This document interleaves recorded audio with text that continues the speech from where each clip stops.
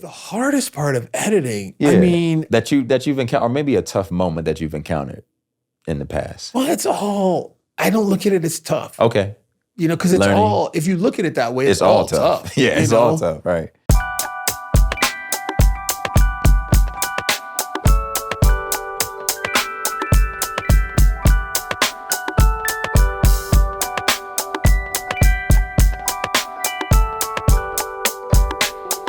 Hello, everyone. Welcome to another episode of Post in Black, where we celebrate Black excellence behind the lens. We want to thank our sponsors, Dolby and Avid, for their support this season. Without you, this would not be possible. Dolby is our title sponsor for this year, and Avid has come on as a supporting sponsor as well. We are here with Charles Little II, Ace editor. What's going on, Charles? How you doing, man? Hey, I'm great, man. Good to finally make it on your couch here with you, bro. It has been some time. We've seen each other at a few events. See you all over town. You know what I mean? I listen to the show all the time. Yeah. So your voice, as unique as it is, it's like really second nature to me. Man, I appreciate that. And it's awesome to have you. And obviously, you know, your work is, we're going to dive into that, but just happy to have you and just what you've been doing in the industry as a whole is like really exciting. So really happy. But before we jump in, we always start with the icebreaker. So we wanted to give a little something to get us warmed up. Is that cool? That's great, the icebreaker. Cool. Right, I love that when you do that with everybody, the icebreaker. Yeah. It just makes it a little easier instead of like, hey, what's this show that you work? It's like, I want to break the ice,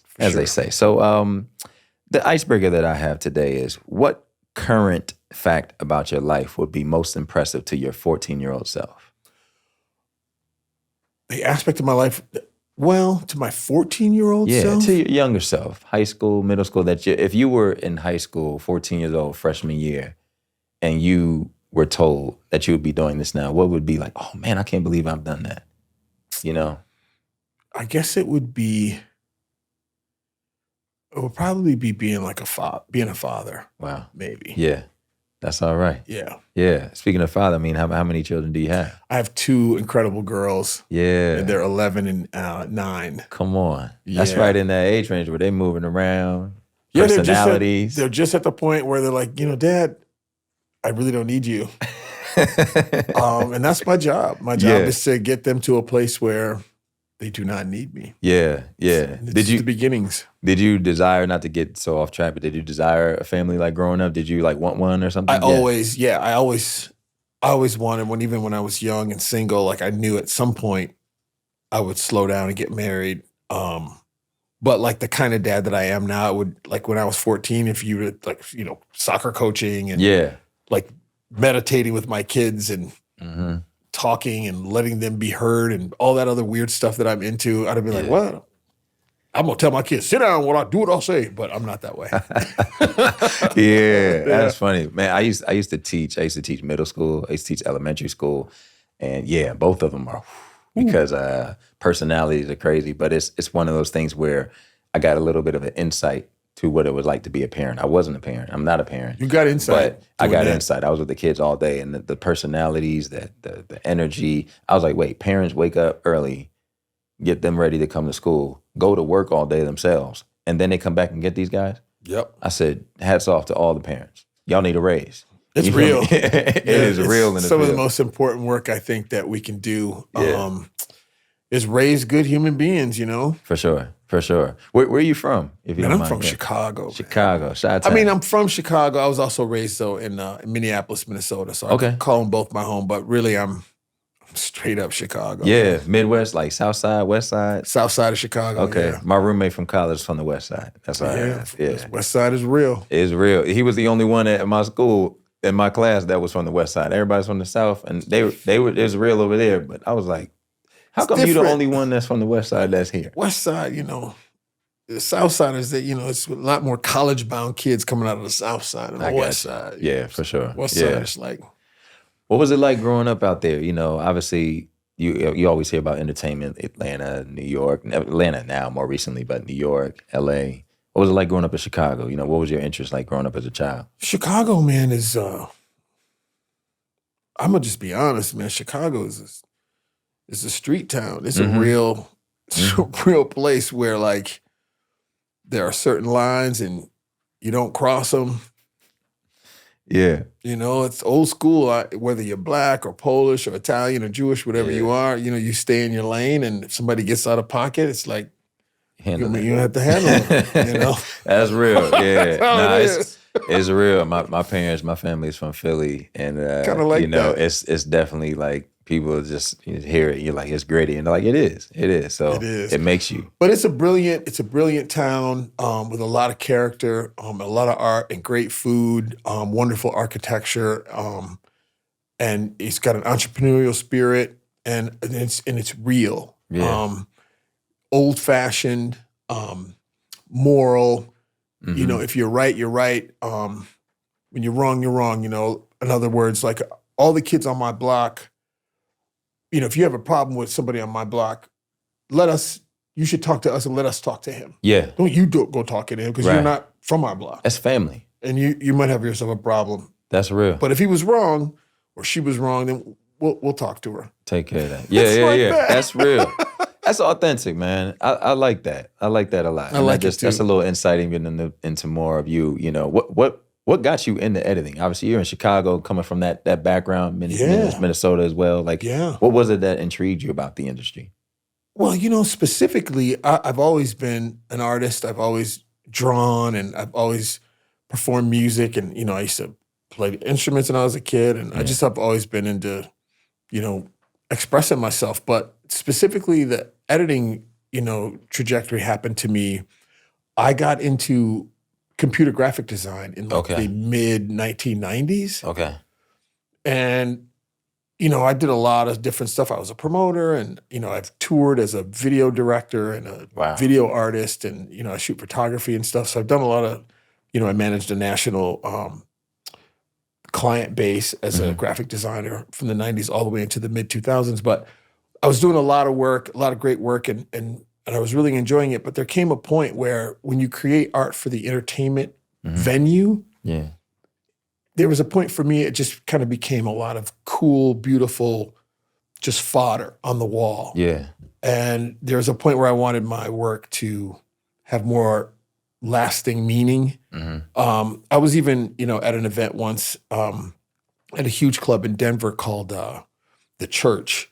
Wow. And I had all these screens all over the place and all this video running. It was a DJ event. And I knew a bunch of other VJs that lived in Denver at the time. And so I set all my screens up. I put my computers and I had it all automated and all the visuals were running and I left. Yeah. I went to my friend's apartment. It was a whole bunch of dudes there and there are a bunch of VJ video people too. And they were like, what are you doing here? I thought you had a gig. I'm like, I do. Bro, when I go back and go in that room, if no one has noticed that I've left, I'm quitting. And that's what happened. I went back and the club was almost empty. Visuals were just going crazy. Yeah. No one ever knew that I had even left. And that was proof to me that no one's paying attention Wow. to what you're doing. And I had worked too hard and I just knew all this stuff, all these different computer programs that I worked. I did 3D animation and, you know, just all types of stuff. And I was like, I got to find something else. And I came to LA, you know, in pursuit of a career as a music video director. I wanted to direct music videos. And so I was running around town taking those kind of jobs and directing videos for bands and for rappers, anybody that would let me. And I was paying my own money to do the videos and stuff. And then I went to an event sponsored by Ace called Invisible Artists, Visible Art. It happens at the Egyptian Theater. Yeah, classic. And I sat there and when I heard those Oscar-nominated editors discussing their particular craft, it just hit me straight between the eyes. I was like, this is it. That's what I want to do. What was it about what they were saying that was intriguing to you? You know? It was the way everything came through them. Okay. And as a promoter and as a designer, everything had always come through me. Yeah. I understood that. As a graphic designer, I liked my clients expressing their vision and then the vision coming into me and then coming out. And I loved blowing myself away, blowing my client away. Yeah. I was just like a window. It wasn't really me. It was coming through me. And when I heard them talk about that, I was like, oh man, I want to do that. I want to collaborate at that level with these kind of incredible artists. Yeah. And they were all like patting each other on the back, like, oh my God, you're the best. No, it's you. No. Putting it all on you. And I was like, I want to do that, you know? Right. And I set my sights on that and I jumped into reality television. And I stayed there for like about maybe 12 years until I crossed over into scripted and started cutting documentaries and docuseries. And I'm just really blessed now, you know, like I go hard, I go deep on the cut, you know, I'm completely immerse myself in the material that I'm working on, but it's been going well. You built up, you said something there just that it stuck out too. And I think that's really a unique connection from the promoting to the director and then saying, oh, they have their hands in the mix and then kind of having that intrigue. I want to just touch base on, like, obviously you heard that and there was a connection.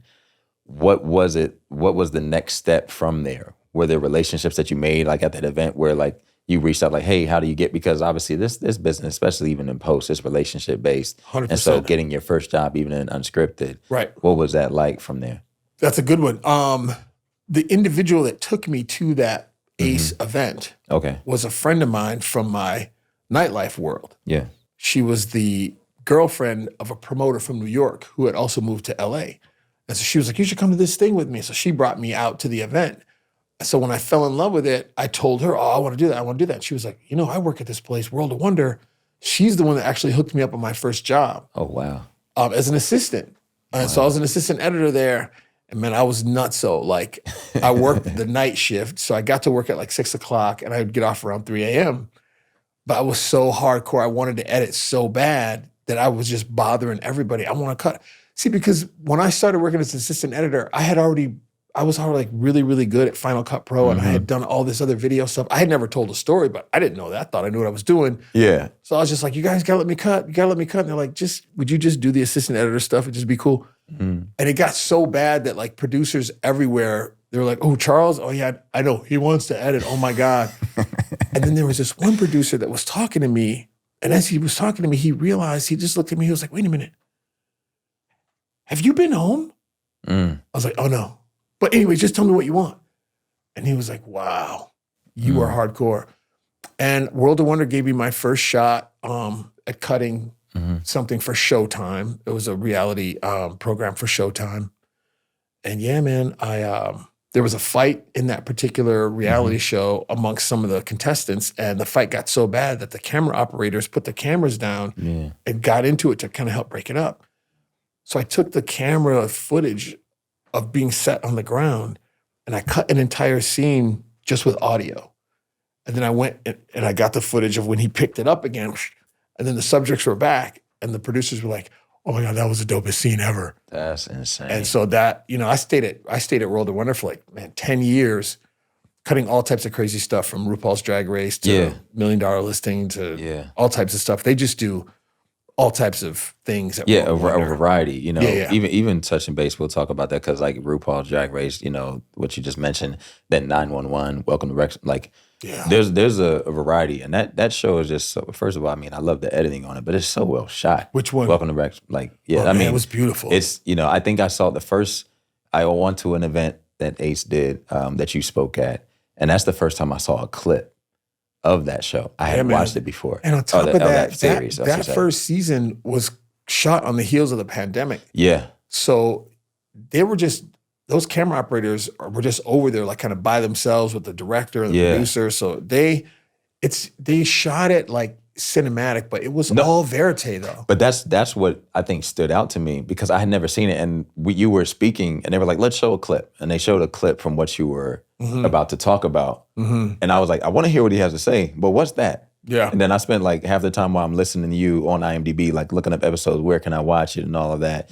Because I was just like, I was intrigued. Yeah. And I was like, the way it shot, there was a shot was like a slow rolling behind the head of the player and then it comes out to the crowd. I was just like, I couldn't even explain. I was like, this is overcrank footage and the steady cams and making. Yeah, I mean, well, Boardwalk Pictures is the production company that headed that up, and I've always wanted to work for them. Yeah, they're incredible storytellers, incredible filmmakers. Though they did Chef's Table, they did Cheer, all those series. They're just really beautifully shot. Yeah. So Boardwalk Pictures is great, and I had been after them for a really, really long time before.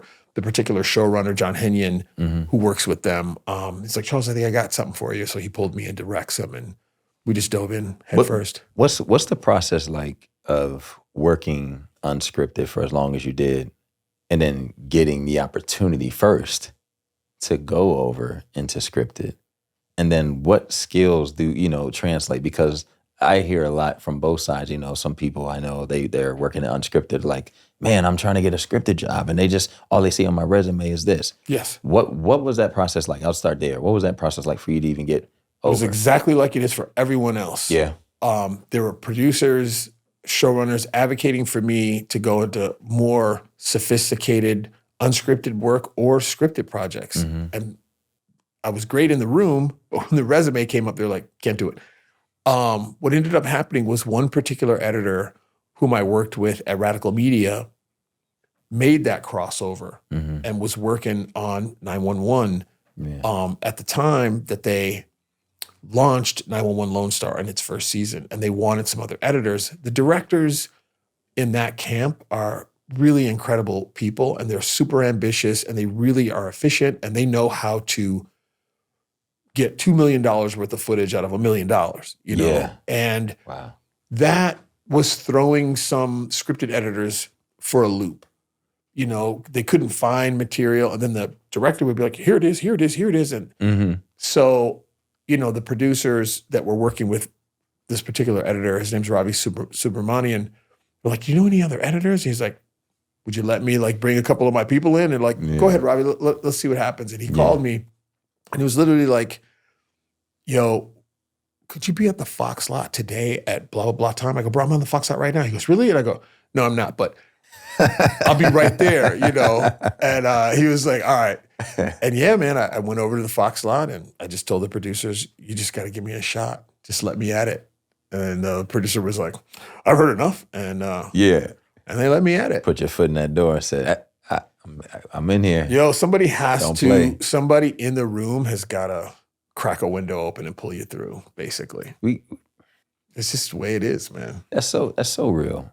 And I think that's just really people, there's different words for people say networking and all this and all that. But really it comes to people in the room like believing in you. And I think also too, part of that is you showing a history of being prepared, being ready, being capable. Yeah. And so when the call, when the opportunity came, you were the top on the call. You're going to be ready. I mean, it's like, could you be at the Fox lot? Bro, I'm here, Yeah. He knows what I mean. Right, you know?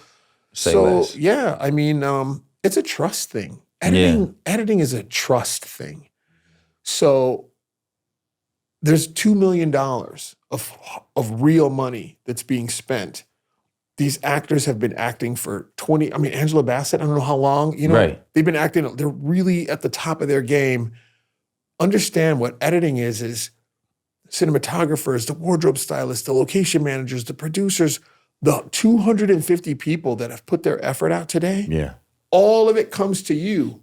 Here you go, David. Make it shine. It's a trust thing. That's real. That's real. That's what, and so when people are like, oh, it's all nepotism, no one will let me in the door.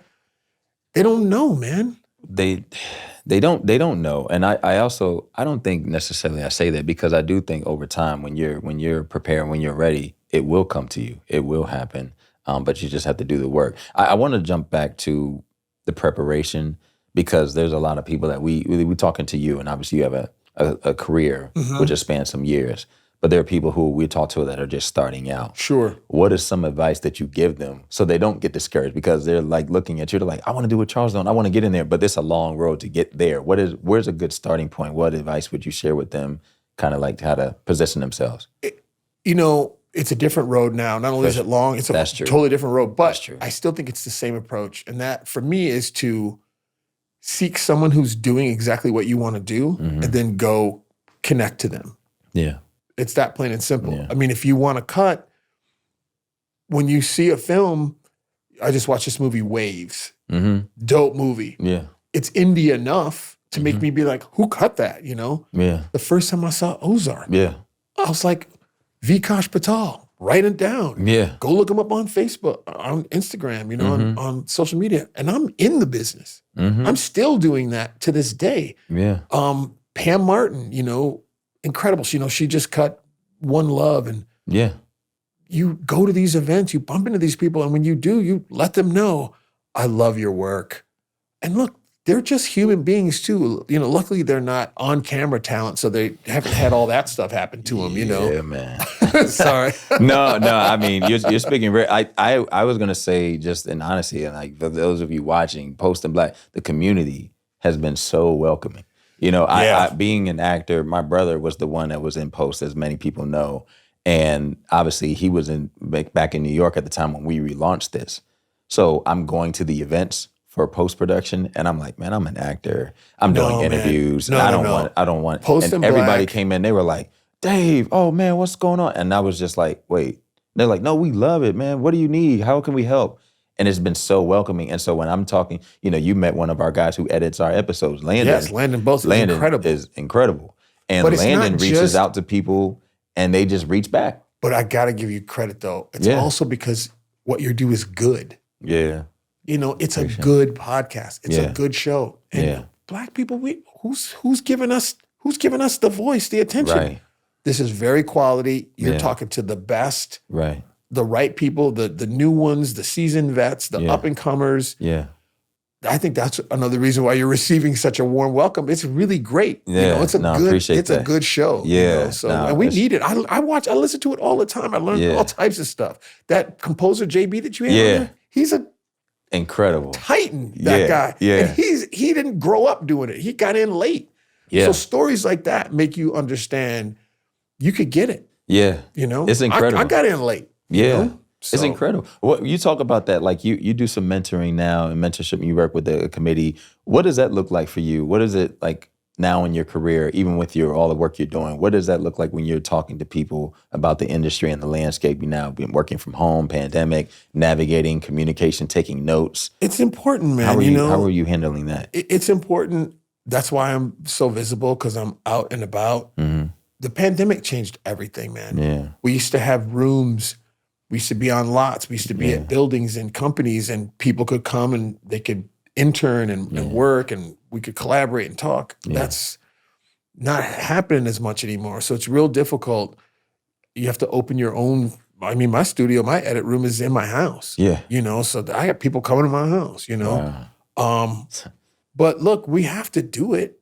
You know, how else are you going to learn? You know, everybody's at home on YouTube teaching themselves stuff, and they're missing out on the life's greatest teacher, which is experience. Mm-hmm. You know, I can watch all the tutorials in the world, but if I sit down behind Michael Ruscio or Ravi Subramanian, or if I sit down behind some of these editors, you know, Pam Martin, I'd be like, whoa, that's how what made you think of that? You know, it's worth its weight in gold. You can't, that mentorship, and I don't know, that's just a really important thing, you know, so that's why I do it. This younger generation, man, you know, sometimes they come to the table, I don't know what they're thinking. I really don't. Man, I don't know, but you know, we're all out here. Shannon, Davis, Baker Davis, everybody. You know, Stephanie. We're all out here, you know, trying to hold the door open, you know, for other artists like us to get away in, because there wasn't a bunch of people like us holding the door open before. But yeah, I was gonna say, like in that regard, like entertainment acting wise, for me, just coming up, it was like, obviously I knew about Sidney Poitier, that was my dad, but like for me it was like Denzel growing up, and then even others like Mahershala right now is just really, he's in his pocket, and I really love like how he just presents himself.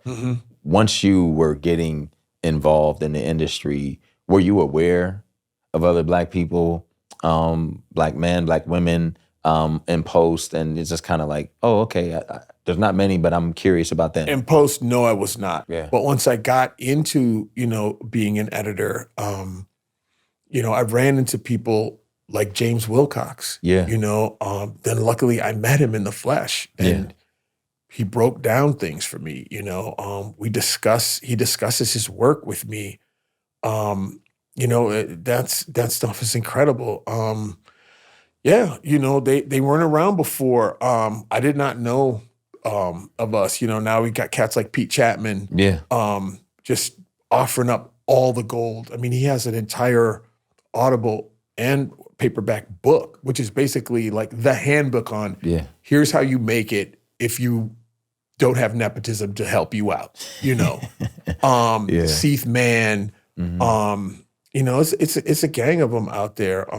but people are they're out here doing it now. Yeah, they You are. know? They are. It's a remarkable industry, and it is still unique. Yeah. You know, even in the fact I think the first interview that I heard from someone who said they didn't know anybody who we had interviewed or were just really curious was Stephanie Phillip, and we worked with her. We did an interview over Zoom with her, and she was just mentioning, she's like, "Wow, yeah, I wasn't aware," and I'm like, "Wait, what?" And then when you start breaking down the numbers, you start looking at over things. Obviously, what happened in the pandemic, and Ricardo Handy, the Handy Foundation, how that came about, Yeah, and just how that he's been blew around up for a minute, forever, you know, and you know his story. Yeah, I didn't know his story, you know, Yeah. and then I ran into him, and what he's doing is, it's just hats off. I mean, and you too. So yeah, I mean, you know, and it's important when people are happy. You know, we'll watch a movie together. Yeah. When we're sad, we'll go watch a movie together. You know, when we're trying to figure things out, how am I going to do this? We think of scenes that we've seen in films or characters, stories that have inspired us. So the work is important. You know, sometimes when I'm working with material, you know, I'll look at it and be like, I can't believe I'm doing this. These are grown adults, like running around playing guns. You're supposed to be dead, bang, bang. But it is deeper than that. It's deeper, yeah. What about the industry from your perspective has changed since the pandemic and even now since the strike? You know what I mean? Obviously, they talk about there's smaller writers' rooms. There's not as many shows unscripted, you know what I mean, being greenlit. And then you went from working inside the room to being remote. You know, you've talked about that now. What does it look like moving forward? Bro, I think guess. really what changed is I think the people buying the TV, the execs, I think I don't know who they are anymore. Maybe they're younger people now. It feels to me like the decision makers from the business side and the creatives are separate. And so that's why Netflix was so cool to me when they first, broke the mold, because even though they were a startup and they were using data and they came up with a new business model, they brought in actual film execs, true film people, to help them curate their library, to help them direct their studio. I don't know if that's happening elsewhere. And these younger folks that are coming up, I don't know what's on their minds, but the pandemic, it kind of changed the entire foundation physically of where and how we do what we do. And then the strike, I think the strike was just evidence of just too much, maybe. Yeah. Maybe just too much material, too many networks. Just it's even almost like a fallout from the pandemic when everybody was home.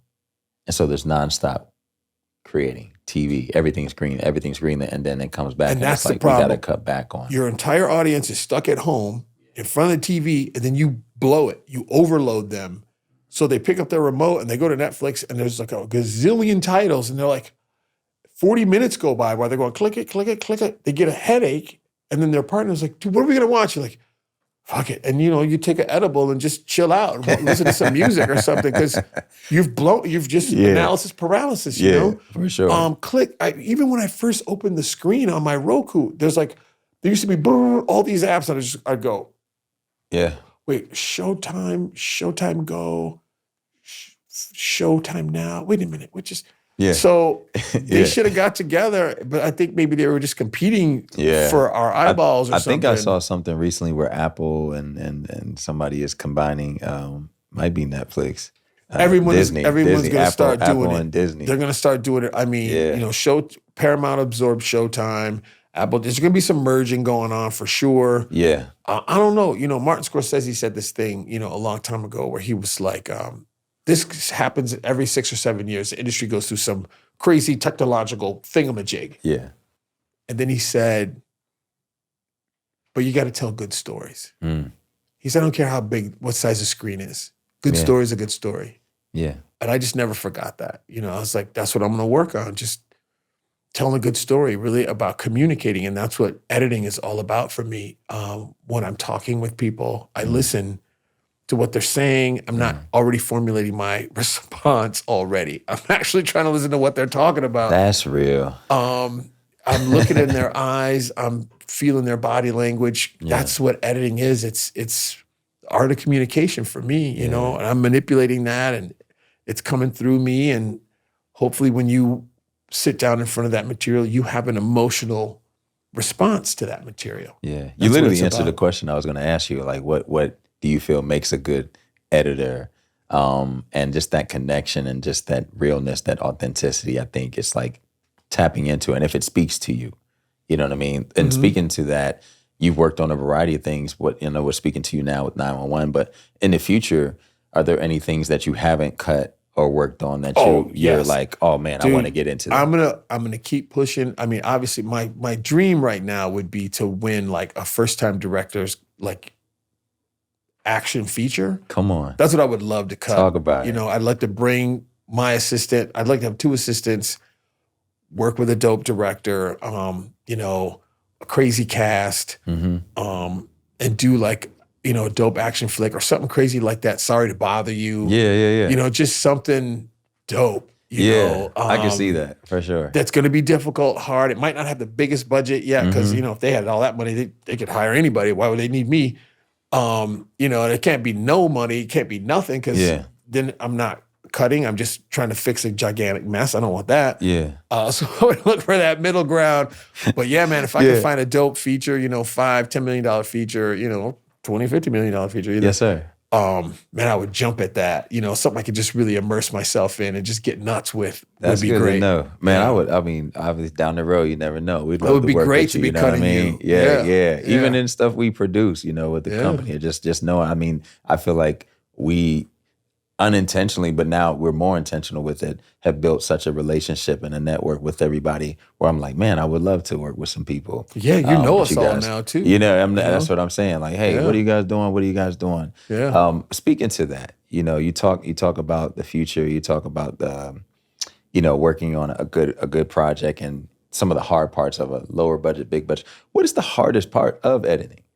You know, we talk about some of the hardest part of editing. I mean, that you've encountered, or maybe a tough moment that you've encountered in the past. well, it's all. I don't look at it as tough. Okay.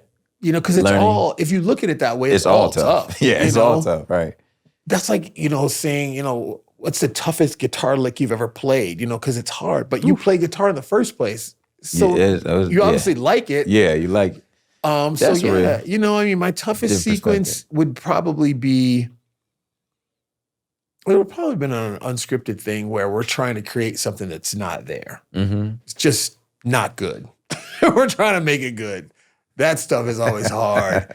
But other than that, you know, the scripted stuff, it's definitely difficult too. You know, it's like threading a tiny, you know, detail there. But once you find it, you find it, you know. You've had people speak up for you and they validated you, but there's also the challenges of like fighting for things in the room and fighting for that. Can you speak to that experience and what that's like, just for your perspective? And then also like, it's not always a race thing, but we are posting Black. Like, how does that feel like, you know, as a Black man speaking up, maybe when you might not have a lot of other people in the room? What is that like for you? It's been interesting, you know, for me because I just never did the race thing. Yeah. You know, I don't think I even really gave it any credence until over the last decade, like being here, because people were talking about it so much, you know. But yeah, man, I'll speak up for anything. When I go for something, I'm not like begging. Yeah. I'm literally telling you, I'm really saying, you know, trust me. Yeah. Let me handle it. Give me a shot. Because I love what I do and I love your material as much, if not even more than you love it. You just don't know that. Give me a shot at it. My first job the job where I was on, where I met one of my mentors, Ravi Subramanian, was at Radical Media. Yeah. And they're like a commercial and documentary and film house. And I targeted them after I saw that Iconoclast series in 2007. I was like, I want to work on that with that group. Who made that? And it was like, oh, Radical Media. Bro, long story short, I stalked them so hard that ultimately a friend of mine was a PA working on some radical media material. And so I started shadowing her. And I ended up tagging along with her to a Christmas party of theirs. I'm walking around the Christmas party doing what you think. I'm like, hi, my name is Charles. Bo, are you with the company? What do you do? Okay. No, I don't need you. And I was like that. Make a long story short, man, this guy, Gabriel Savo, great filmmaker, by the way. He was a post-producer. And man, I hit him so hard so many times that he finally emailed me. It's like, dude, I got something I might be able to get you. Please stop emailing me, bro. Just don't email me anymore. I was like, all right, man, you know? Hey. And they got me on this show over there for this great choreographer. And that's how I met Ravi. And then that led to 911 and man, crazy, man. You just got to go for it. The follow up, there's a switch that hits where it's like, man. I ain't got nothing to lose. I'm from Chicago, you gotta man. go. You know, I mean, like, it's a hustle that we have. My dad's from Mississippi, you know, and you eat what you kill, you know. But it's not an obsession. It's not like an opportunist thing. It's not like I don't feel entitled. I'm not trying to hustle nobody. I'm not trying to trick you into letting me work for you.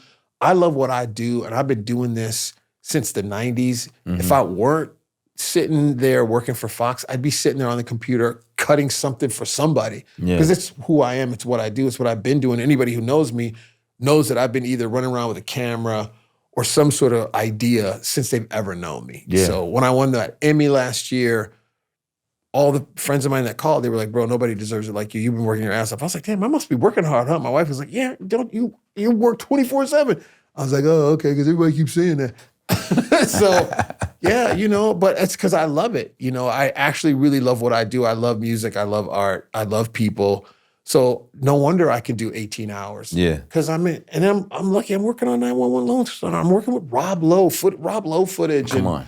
You know, Natasha Karam and Brian Michael, you know, all these great actors, and they've got $1 million budgets and just exploding and blowing up. I mean, you know, how can you not crush that? You know, if you have an opportunity to edit all that material, and there's enough of a music budget where I can actually grab a Peter Gabriel track, or I could grab a Sly and the Family Stone track. Man, come on, you better make that sing. If you can't make that sing, you should get out of the room. See, and there's 2 points that I just want to touch on before, because we're not going to keep you all day. We could sit here and talk and rap. I could kick it with you. But I'll touch on the last part that you just mentioned. The opportunity to have at your whatever you want, to be able to get that because of the budget. Obviously, that's an amazing feeling. But do you remember, you know, the times when you didn't and you had to make it work? 100%. And just to be clear, that's where the creativity comes from. That's where it comes from limitations, not from a gang of money. Right. You know.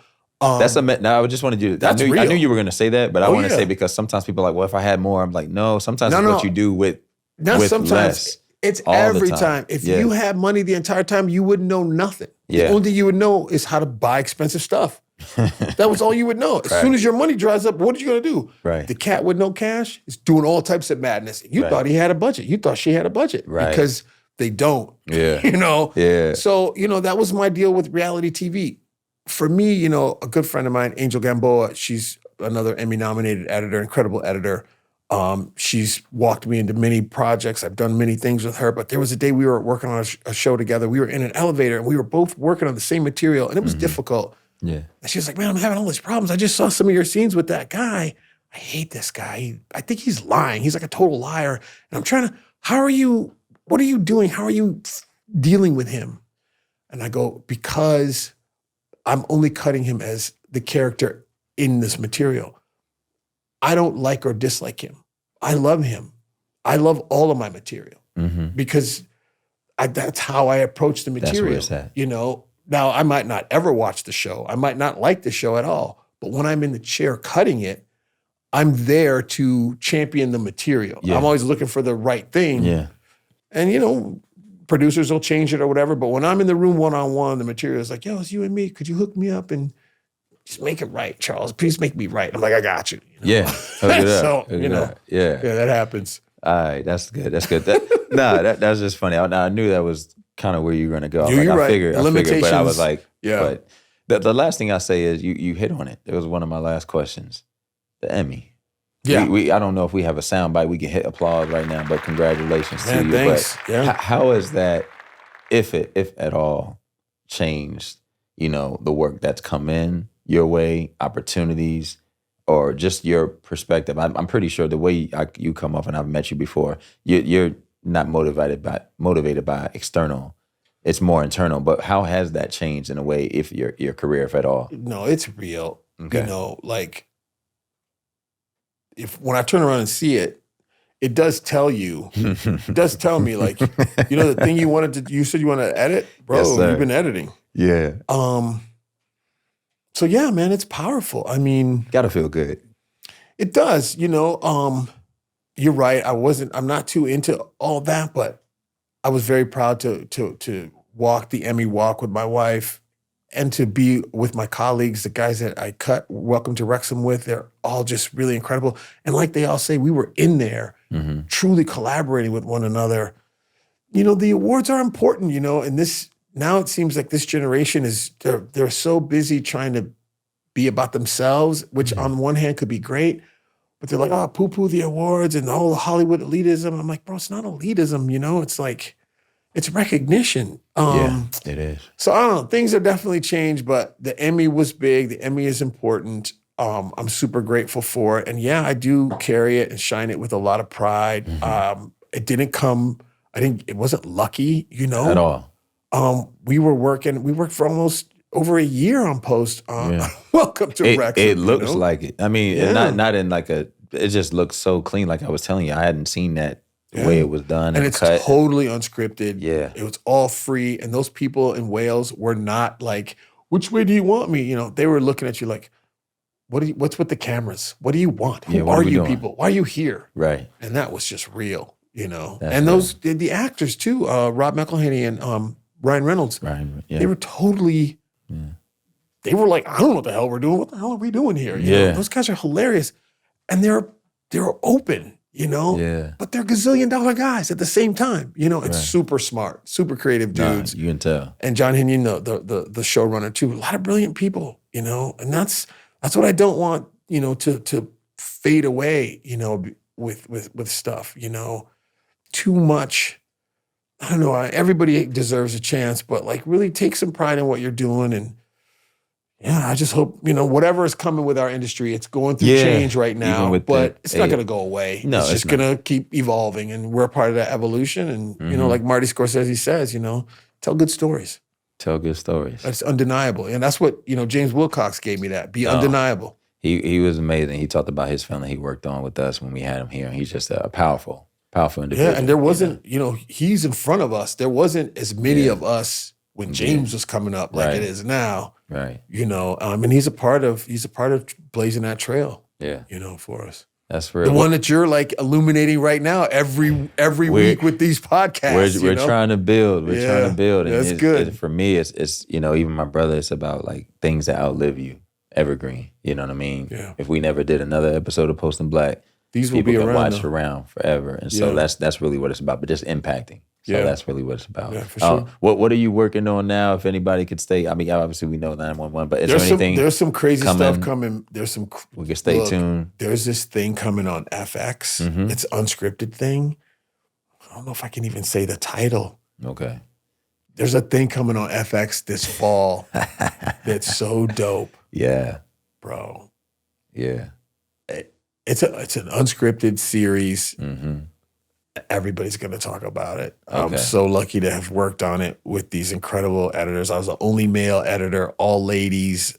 I was the only African-American editor, but the director, Lauren Greenfield, her producing partner and husband, Frank Evers, they did it. And I probably can't talk about it, so I won't. But whenever this episode drops, and if it gets freed up, we'll have a little picture. When that happens, we'll put a picture I'll in there. text you, be like, yo, it's out. I can talk about it. Boom. But there's that. And then, the 911 and the 911 Lone Star. Right now, Lone Star, I'm cutting season 5 of Lone Star, episodes 503, 507 and 511. Man, they're just really bringing it. The cast has become just an oiled machine. Yeah. And the writers on that show are just they're just the best. They've been around forever. And we're just really been bringing it. Our editors are all like, you know, a well-oiled machine as well. Ravi's leading that group. And you know, that stuff is wonderful. And then I worked on another thing with Religion of Sports that'll come around the corner as well with, I don't know if I can talk about that one either. No, it's so, all right. you know, there's stuff happening. We're going to stay tuned. I just want to say, like, we do these interviews, we do a lot, but it's inspiring for me, you know, to see, you know, Black people in positions that we weren't really aware of, but having success, doing the work, not on favors, not on nepotism, like you're saying. They're qualified, above qualified, and setting the tone. And it's like when I'm watching shows now, I'm like, oh, I see the name pop up. I'm like, oh, I know them. I know him. You know, I feel my girlfriend, you know, she hears me say, I'm like, oh, I know them. Yeah. Oh, I know them. Oh, I met them. And it's crazy. Taylor Mason, Sushila Love, and oh, you know, Stephanie and James, it's like, and you had Sean Lanall on here a minute ago, and you know, JB, and it just goes on and on. And Landon Bose, I can't wait for him to he's about to get out here too. Next, you know what I mean? When he gets out here, it's I over. told him it's we're going to push him right into the room. Yeah. And have you ever had Ricardo Hanley on the show? We had Ricardo. Yeah, we had him on earlier. Yeah, he's a great so brother. LA. He's so dope. Yeah, he's I was with him. Oh, it was that day at your thing. Yeah, it was one of the first days I was just ever in the room with him. Like, yo, what's up? And he was like, you don't know him. You don't know them. He said, let me tell you. No, Ricardo down. knows everybody. We have a small tie too, even with just some family stuff too, like from the Bay and all. Yeah, he's dope, man. Dope. Yeah, he's dope. Yeah, man. Now this was fire, Charles. Man, we appreciate you being here. Man, thanks for having me. You know, for awesome. sure. I hope that you know, some of the, you know, aspiring, you know, young men, women, and thems out there, that they just get with it. You know, I still think you got to come to LA. I really do. The whole remote thing. And I still think you need to come to LA and get with it. And then you can be remote. But come on, you got to come out here. The Source Awards right here. Y'all got to come to LA. You know what I mean? Come to us. Especially the aspiring filmmakers, come out here because there's a bunch of dope Black post artisans beyond editing. So if you're a up and coming filmmaker, you could get Stephanie or somebody to cut your thing who usually costs a gazillion bucks, but she might do it for you just because she believes in you. You know what I mean? And you ain't gonna find that, back home. No. I think one of the things I say, just a quick segue about LA, I don't think LA is for everybody to live. I love it, and I've been here a long time. Because it ain't easy, man. You know, it ain't easy.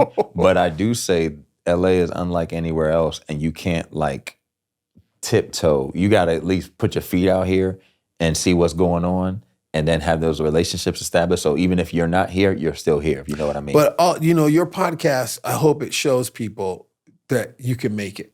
Yeah, you can. None of us are like buying boats and stuff. Right. We all live modestly. Yeah.